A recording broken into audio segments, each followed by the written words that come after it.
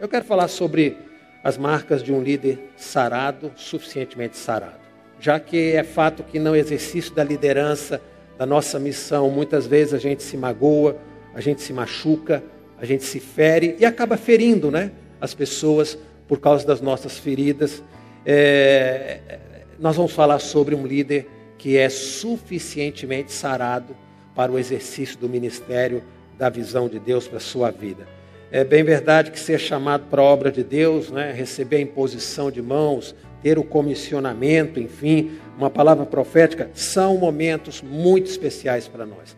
A realidade vivida por alguns líderes que ainda não atingem uma maturidade, daí a necessidade da gente estar sendo ministrado num culto específico ou numa reunião específica como essa, é de que muitas vezes a dor e a frustração no exercício do ministério. Exercer o ministério ou liderar um pequeno grupo de forma imatura e emocional, né, porque isso acontece muitas vezes no exercício das lideranças, pode gerar consequências ruins, tanto para os liderados quanto para o líder.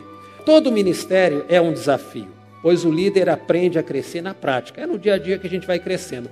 Mas tem situações que precisam ser resolvidas rapidamente para que o ministério não seja enfadonho, frustrante e doloroso. Mas muitas vezes, nesse exercício do ministério, a gente acaba se frustrando, acaba cometendo deslizes, e se eles não forem tratados, eles se tornam um problema de amanhã, né?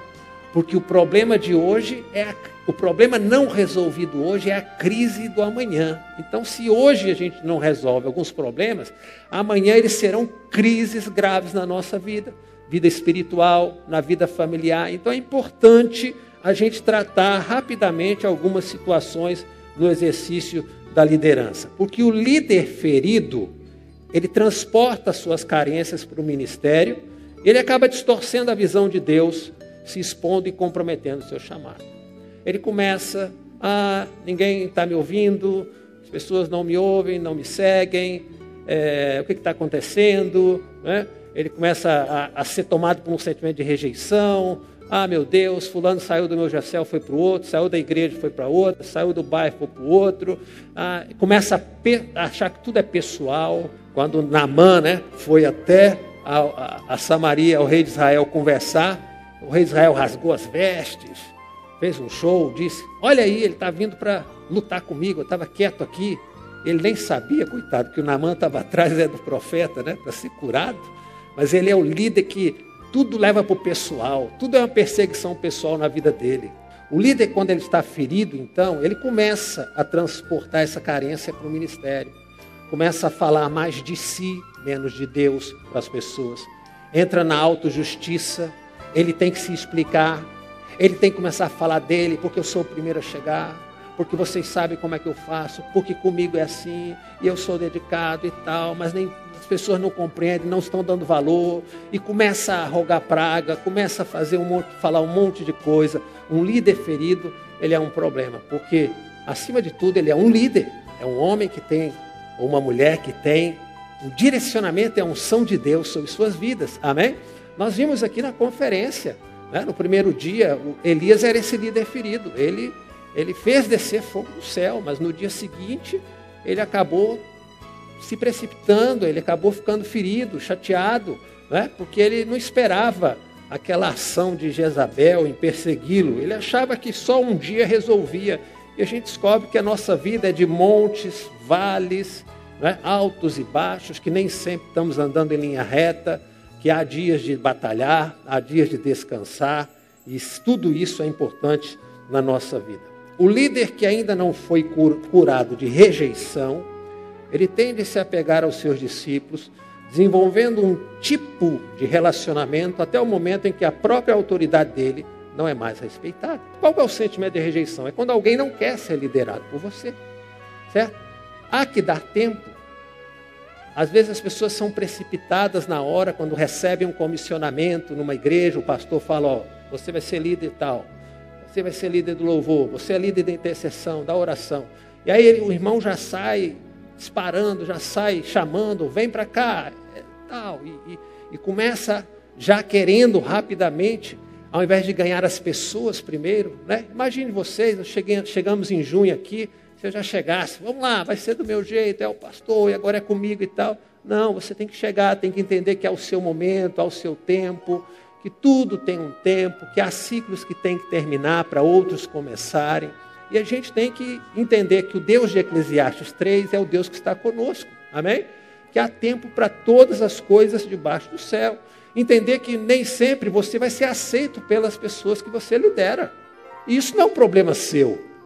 Isso não é um problema. Aqueles que não me aceitam como um pastor não é um problema meu. Não gosta, não gostei da barba, não gostei da voz, não gostei da altura, não gostei do jeito, amém. Nós não podemos ser levados por um sentimento de rejeição. Se não estiver comigo, não quero saber mais. Ou está comigo ou não está. Não, um líder sarado, ele sabe que tudo pertence a Deus, a obra é do Senhor, as vidas são do Senhor, não é? O ministério é de Deus, a igreja é de Cristo, a gente está cumprindo a nossa parte. Se eu não fizer tudo, o outro vai vir e vai fazer. Eu plantei, Apolo regou e Deus deu o crescimento. Foi assim que Paulo falou e é assim que ele caminhava. O líder que faz da obra a sua vida pode muitas vezes estar longe da vontade de Deus, cai no ativismo, se afasta da família, dos amigos, do trabalho e vive para a igreja. Nesses 29 anos que eu e Simone já estamos na obra do Senhor trabalhando, quantas vezes eu ouvi alguém dizer, pastor, eu estou dando a minha vida aí. Quando na verdade um já deu a vida por todos, para que a gente não precise dar a vida, né? Quantas vezes eu já ouvi pastores mesmo dizendo, eu não estou cuidando, eu tenho que cuidar da igreja e tal, e a igreja, e tudo é a igreja, e ele esquece para trás a sua família. Mas quando o líder faz da obra a sua vida, ele começa a cair no ativismo, tem que fazer por fazer. Sabia que tem pessoas que são viciadas em atividade? De todos os problemas enfrentados por uma liderança, está ali destacado, inexperiente, fica a esperança de que nós estamos sendo moldados para obras maiores. Os erros devem servir de aprendizado e as dificuldades devem nos tratar. É assim que nós somos forjados, no calor das aflições e muitas vezes no frio ou na frieza da indiferença. É assim que uma liderança é tratada. Assim eu fui tratado ao longo do tempo. Ora, a temperatura vai a 1000 graus, parece que o mundo acaba, a aflição tomou conta, o negócio fica quente e tem hora que nada está acontecendo. E você pensa, meu Deus, o que é bom uma coisa nem outra. Mas isso vai nos tratando, vai nos dando têmpera. É assim que o ferro vai se tornando aço. É assim que um vidro comum se transforma num blindex, né, num vidro temperado. É no frio e é no calor. Todos os grandes líderes sofreram ao ser tratados, mas foram provados por Deus para assumirem lugares altos. Ninguém nasce pronto, nenhum de nós nasce pronto. Não vai ser um livro que vai dizer que você está pronto. Não vai ser um curso que vai dizer que você está preparado. O curso dá um trilho, o livro pode dar um encaminhamento, mas é no dia a dia do ministério que você começa sendo trabalhado. Muitas vezes num fracasso aqui, numa dificuldade ali, numa vitória lá, amém? E assim a gente vai caminhando na presença do Senhor. E vamos então falar biblicamente sobre as marcas de um líder suficientemente sarado. 2 Reis 6, versículo 8, diz o seguinte: o rei da Síria fazia guerra a Israel. Ele consultou seu servo dizendo, em tal e tal lugar vai estar o meu acampamento. Mas o homem de Deus enviou ao rei de Israel dizendo, cuidado, guarda-te de passar por tal lugar, porque os sírios desceram ali. Por isso o rei de Israel enviou àquele lugar que o homem de Deus lhe dissera, e de que o tinha avisado, e se guardou ali, não foi nenhuma, nem 2 vezes. Então se perturbou com este incidente o coração do rei da Síria. Chamou seus servos e lhes disse, não me fareis saber quem dos nossos é pelo rei de Israel? Disse um de seus servos, não, ó rei, meu senhor, mas o profeta Eliseu, que está lá em Israel, ele faz saber ao rei de Israel as palavras que tu falas no teu quarto de dormir. Então ele disse, vai, vê aonde ele está para que me envie e mande trazê-lo. E fizeram-lhe saber, dizendo, ele está em Dotã.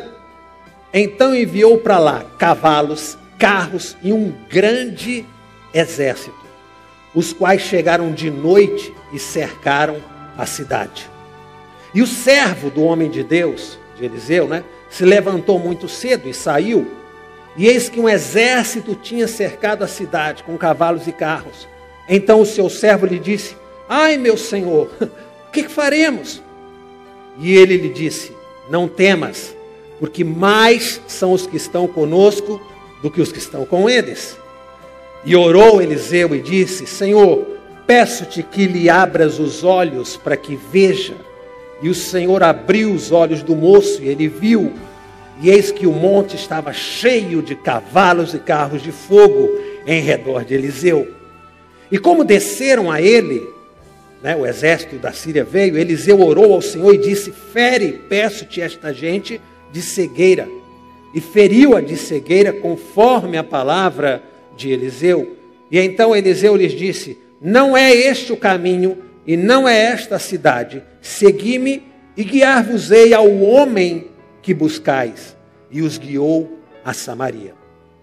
E sucedeu que chegando eles a Samaria, disse Eliseu, Senhor, abre agora, a estes os olhos para que vejam. O Senhor lhes abriu os olhos para que vissem, e eles estavam no meio de Samaria. E quando o rei de Israel os viu, disse a Eliseu, feri-los-ei, meu pai. Mas ele disse, não os ferirás.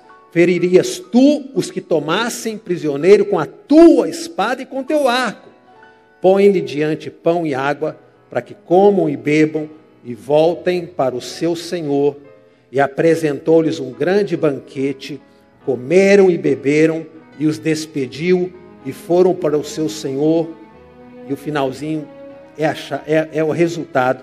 Não entraram mais tropas de sírios na terra de Israel. Amém? Tem gente que é a favor da guerra e tem gente que trabalha para promover a paz. Quantas pessoas foram poupadas nesse dia? Quantos filhos puderam voltar para suas casas e abraçar suas mães e seus pais? Quantos maridos puderam ver de volta seus filhos ao retornar para a Síria? Não morreram num campo de batalha por conta de caprichos de alguém, mas por causa de um homem de Deus que tinha o coração sarado, sem violência no seu coração, mas direcionado pelo Espírito Santo. Por causa da atitude de um homem como esse sarado, todo um exército foi poupado. Não houve guerra, houve na verdade um banquete ali. E eles puderam retornar em paz para o seu Senhor. E o resultado é que nunca mais, algumas traduções dizem, entraram os sírios na terra de Israel. A primeira marca de um líder suficientemente sarado é a revelação do reino espiritual. Gente, se nós não temos revelação do que Deus pretende, se nós não tivermos discernimento do que nos governa, no céu que está sobre a nossa cabeça, tudo que a gente empreender e fizer vai cansar, vai entristecer, vai fracassar e vai ferir muita gente. É uma guerra sem sentido. Sabe, guerras que não têm sentido, guerras que não têm por que acontecer. A Bíblia diz que Eliseu era esse homem que tinha essa revelação do reino espiritual. Sabe, ao invés de a gente muitas vezes como líderes sairmos perdidos por aí sem saber o que fazer, por que não buscamos do céu revelação e orientação para o que nós devemos fazer? Por que ficamos muitas vezes testando as coisas? Vamos tentar isso, vamos tentar aquilo. Vocês vão perceber, alguns já perceberam aqui comigo muitas vezes. Pastor, que tal a gente fazer isso, aquilo? Não é que eu não goste de fazer. É porque eu acho que nós temos que estar antenados com o que o céu pretende que seja feito. Sabe? Eu gosto de muita coisa. Mas eu também sei que qualquer coisa que a gente faz fora desse guarda-chuva espiritual, que é a vontade, a Bíblia diz que a vontade de Deus é boa, perfeita e agradável. Qualquer coisa que a gente faça fora desse guarda-chuva, nós estamos num campo minado. Num campo que a qualquer momento a gente dá um passo e pisa numa bomba. E ela explode. E depois a gente bota a mão na cabeça, meu Deus, não era isso que eu queria, que eu gostava, eu não estava pretendendo isso. Acabou acontecendo. Sabe, a Bíblia conta a história, e você conhece, de Josué, lá em Ai, né? Ele venceu Jericó, e na cidade seguinte ele vai normal. Ele sabe que não tem o que perder, né? Ele nem manda muita gente para Ai, já está errado aí, porque ele começa a confiar nele, no seu potencial, ao invés de confiar em Deus. Então ele menospreza aquela cidade, menospreza a situação espiritual do seu exército, e ele vai com pouca gente. Tomou uma coça, graças a Deus ninguém morreu naquela batalha, diz a Bíblia. O exército de Josué volta tudo triste, cabisbaixo, frustrado, não deu nada certo. E aí Josué foi reclamar para Deus. Poxa Deus, o que é que vão dizer da gente agora? Vão dizer que o Senhor nos trouxe aqui para o deserto, para morrer nesse deserto. Olha que vergonha, que carão que a gente passou aqui, né? Aí Deus responde, mas você nem orou antes, rapaz. Porque tem coisa escondida aí no meio de vocês, tem pecado. Se você tivesse orado, eu tinha falado. Mas você não orou. Você foi por conta e vontade. Então deu nisso. É só tirar o que eu condeno do meio de vocês, que eu condenei de Jericó, e vai dar tudo certo. Amém? E assim aconteceu. Muitas vezes a gente, por falta de buscar uma direção espiritual de Deus, a gente acaba se metendo em enrascadas, coisas que não dão certo. E aqui, diz a Bíblia, Eliseu é esse homem que tem essa revelação de Deus, que nós não temos um Deus fofoqueiro. Amém? Olha, estou só esperando o pastor, meu servo, acordar, porque eu tenho uma notícia quentinha para ele aqui. Não. É um Deus que fala, revela o que é preciso ser dito. Revelação do reino espiritual. Segunda coisa que ele precisa, abrir os olhos dos servos.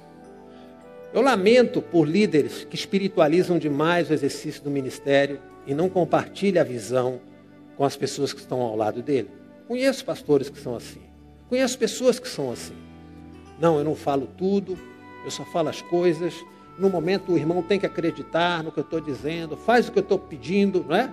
Faz o que eu peço, obedeça o que eu estou mandando, e depois você vai saber. Eu lamento esse tipo de exercício de liderança, porque a graça da liderança está em compartilhar a visão, em a gente poder juntos pensar e sonhar o mesmo sonho, seja no nosso GECEL, seja na nossa igreja. E Eliseu, ele faz isso. Eliseu podia falar para Geazi assim, acho que era o Geazi, né, era o nome desse José. Podia falar assim, olha, fique quieto aí, tranquilo, fique normal, porque eu já sei que vai dar tudo certo no final. Porque ele olhava e via os anjos do Senhor. Mas Eliseu é aquele líder que quer que os seus servos tenham a mesma visão que ele está tendo. Amém? Não é o líder que quer se esconder, que quer dizer, não, Deus falou só comigo. Agora, não, ele fala, Senhor, abre os olhos dele, para ele ver o que eu estou vendo também. Amém? Que é coisa tão maravilhosa, gloriosa, grandiosa. A gente não tem que esconder, não tem nada obscuro, sabe? Tudo é muito claro. E a gente precisa dessa clareza do Senhor, até para nos motivar a caminhar. Então, um líder sarado é um líder que abre os olhos dos servos, daqueles que estão ao seu lado.